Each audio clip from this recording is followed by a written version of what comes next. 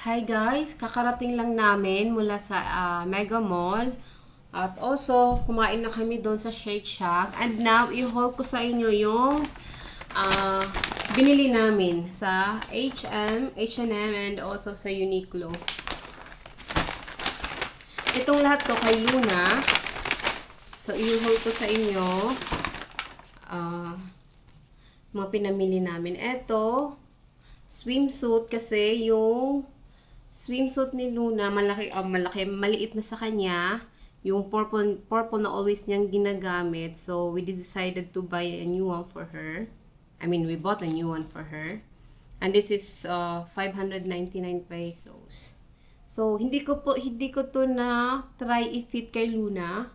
Hopefully, na mag-fit siya. Pero 4 to 5-year-old naman na siya. So, I guess this fits.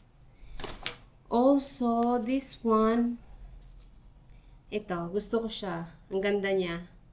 This little dress of her, little shirt. Matawag dito, yung ruffles. 299. Marami dong mga naka-sale, kaso nga lang, yung mga naka-sale na damit, mga pang usually months old hanggang 1-year-old siguro. Tapos, puro long sleeves, hindi naman applicable para sa panahon natin. Especially ngayon na summertime. So, this one, hindi ko rin to finit. Kay Luna, hopefully, mag-fit sa kanya. And also, dresses. Kasi nga, yung mga dress niya, maliliit na din. This one, pang-alis lang, pang-ano lang, casual lang. This is 599. Dalawa binili namin. Itong rose, ano matawag ito? Old rose yung kulay. Same yung price din. Tama. 599. Yes. 599. 3 to 4. This one. What's the size for this? 3 to 4-year-old din. Press ko lang siya. Malambot yung tela niya. Lalo pag nalabhan to, mas malambot. And mayroon pa nitong kulay. Blue siya. Sky blue na parang maong yung dating. Pero meron na si Lunang ganung dress na parang pamaong. So, hindi na kami kumuha. So, akin naman ang i-haul ko sa inyo.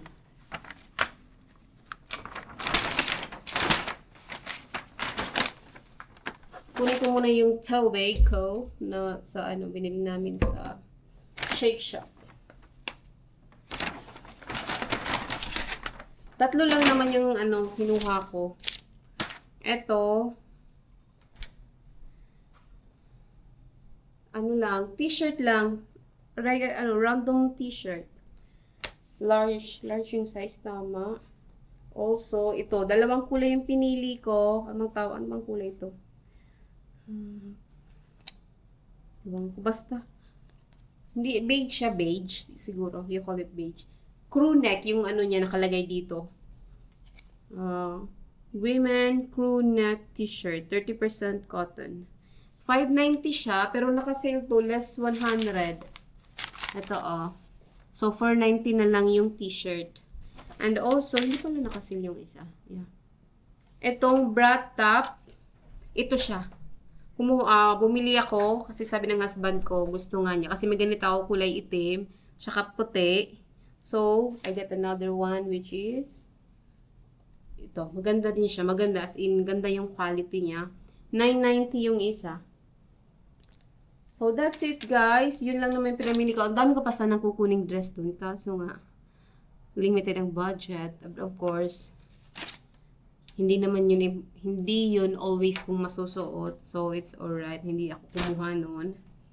Maybe next time, pag magsabi si husband ko na, okay, you go on shopping. Then, shopping ako. Tsaka how you call it na, he don't have that patience na mag-aantay ng pamili-pamili. Tapos i-fit ko pa.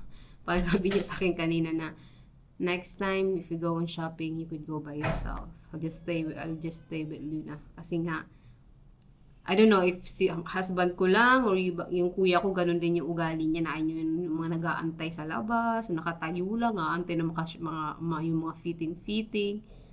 So, next time, if I go on shopping, I'll just go with myself. Kasi nga, walang patience si Mark. So, anyways, guys, thank you sa pagsama sa amin today. We had a good time. Of course, we enjoyed our food. And thank you. Please guys, do like, share, and subscribe. Bye. Thank you.